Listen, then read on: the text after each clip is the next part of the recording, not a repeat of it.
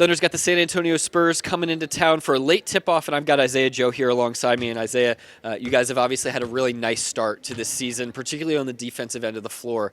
But something that we keep hearing from everybody is having that mentality of having to earn that every day. What does that look like for you guys as you've had a couple days off here back home and getting ready to prepare for this one game? Yeah, I mean, like you said, you don't only earn it in the game. You got to earn it here in the practice days and on your own time. Taking care of your body, being mentally focused whenever you come in here to these practices and shoot-arounds. So I think that's one thing that we really take serious. Yeah, you all have been incredibly disruptive on the defensive end, and it seems like that just stems from all the work individually and collectively. What's able to carry over potentially? What's repeatable that you guys have done on that end? The mentality. We understand that, it's not always going to be going on the offensive end, but one thing that can always be going is your defense and, your connectiveness and how together you are and, being there for one another. So one thing that we take pride in is just being hard-nosed on the defensive end.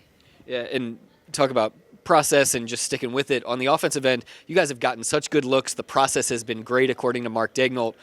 How do you all continue to stay focused the way that you did when you finally started getting the results from shooting the ball behind the arc on Sunday against Atlanta? Yeah, I mean, we understand that we've been getting good looks, and that's all we can ask for. It's a make-and-miss league. You're going to make some, you're going to miss some. So as long as we can consistently generate those good looks, I mean, they're going to fall for us more often than not. You guys have such a multiple offense, and I mean, you can score at all three levels, and you manufacture ways to do it. One play that really stood out to me from Atlanta was a little slip pass that you made to Ousmane Dieng on the wing, a little side pick and roll. That seems like a development point from you as you continue to refine your offensive game. How important is that pass for you and your arsenal? I mean, just me reading the defense. The defender jumped out, gave it was an easy slip to the basket. So I mean, I got to be able to make those reads in today's age. Yeah, what does that feel like when you have two defenders flying out at you like that? The respect, obviously, that they have for your jump shot.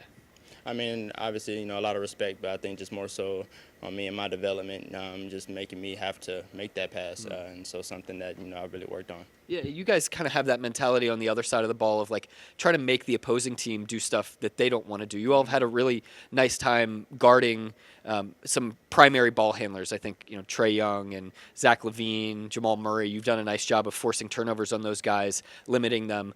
What are some keys in terms of kind of the head of the snake focal points that you guys have had so far? I mean, at the end of the day, it's just you gotta pick and choose who you want to potentially, beat you. And, you don't want the head of the snake to be able to pick you apart. You rather, other guys have to take that role and be able to, step up to the plate. So I think that's just something we do. We game plan really well for that. Yeah, with that in mind, you've got Chris Paul, a guy with a huge body of work coming into town for the Spurs. What are some keys in dealing with him and the way that he can orchestrate their offense? I mean, just don't let him pick you apart. Don't let him be able to control the tempo, control the game. We got to bring our own physicality, our own pace into it, and not let them determine the outcome.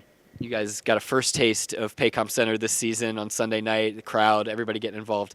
How excited are you to get that rolling one more time here tonight? I mean, really excited. We got the best fans out there, man. All the energy, all the energy in the world you can ask for. They're fired up to see you guys again here tonight. Good luck out there, Isaiah. Thank you, Nick. All right, that's Isaiah Joe. I'm Nick Gallo, and this is Thunder Basketball. Out of those screens really quickly, what kind of work has gone into that? Yeah, it's been a lot of work, but sometimes I think I gotta set it more and stay more on the screen before I roll out. But yeah, I'm still learning, and it's been good. Who do you work with on that? Is that a Dave Bliss thing? What's that like? Not really. I work a little bit with DA, and I mean everybody's setting screen on the team, so it's just we all work on that. And that's it. Playing some on the perimeter, some at the 5. Are you working with a lot of different assistant coaches throughout the course of the year, or what does that look like for you? Not really. I only work with DA. Okay. But when we have a team practice, everybody give me advice, so I can work with everybody. Who's going up against San Antonio tonight? What's kind of the biggest focus for you guys on the defensive side of the floor tonight? Yeah, be ready on defense. We know they're a good player with Wembanyama. Just be there on the rotation, on the squeeze, and that's it. You guys have played with a lot of pace offensively, getting up the floor super fast. How important is that in a game like tonight as well? It's really important.